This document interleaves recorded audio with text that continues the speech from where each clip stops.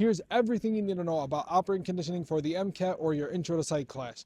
Operant conditioning comes in two flavors: reinforcement and punishment. Reinforcement is when you want the behavior to continue. Punishment is when you want it to stop.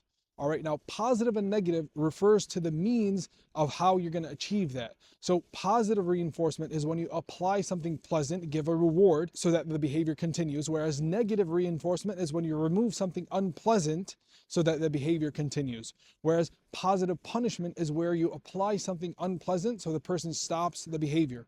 And then negative punishment is when you remove something pleasant, so remove a reward or not give a reward so that the person or animal discontinues the behavior. Okay, now you don't necessarily have to give the reward or the punishment every time the behavior occurs. This is where intervals and ratios come into play. Ratio is the idea that you're giving the reward or punishment after a set amount of times that the behavior has occurred. And then interval, as the name implies, after a set time interval.